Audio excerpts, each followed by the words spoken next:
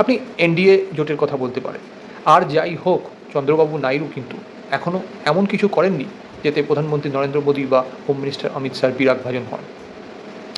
দেখুন, আমার যেটা মনে হয় যে রিজিওনাল পলিটিক্স আমাদের দেশে দুর্বল হচ্ছে। একটা সময় রিজিওনাল পলিটিক্স শক্তিশালী ছিল এবং শক্তিশালী হয়ে এসেছিল, তারা সেন্টারকে চ্যালেঞ্জ করতে পারতো, সেই দিনটা কিন্তু এখন আস্তে আস্তে চলে যাচ্ছে।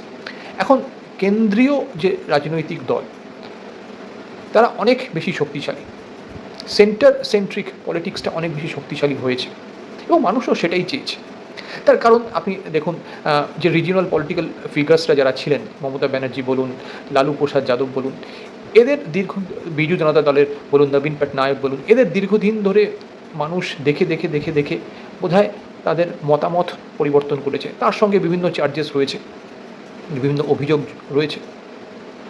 সেখানে আপনি নেপোটিজম বলতে পারেন, করাপশন বলতে পারেন, সামাজিক সুরক্ষার বিরুদ্ধে আঘাত বলতে পারেন, অনেক কিছু রয়েছে। তার ফলে পরিবর্তন হয়েছে, দিকে দিকেই পরিবর্তন হয়েছে। যতটা হয়নি সেটা কিন্তু এনডিএ জোট কাজে লাগিয়েছে। এই যে অ্যাগ্রেসিভ রাজনীতি বিজেপি এবং এনডিএ জোটের, এইটা কিন্তু এই রিজিওনাল পলিটিক্সকে ফিকে করে দিতে সাহায্য করেছে।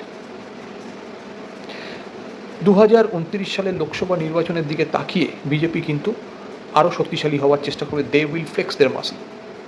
সামনে পাঞ্জাব ভোট আছে, যেখানে কিন্তু বিজেপি ক্ষমতায় ছিল না কখনো, আসার চেষ্টা করবে। এখন দেখা রিজিওনাল পলিটিক্যাল ফোর্সগুলো কী করে, তারা কি নিজেদের মধ্যে ইগো, তারা কি নিজেদের মধ্যে টাসেল, এগুলোকে বাদ দিয়ে আবার ইন্ডিয়া জোট হিসেবে একজোট হতে পারবে? সময় উত্তর দেবে। Subscribe, like and share.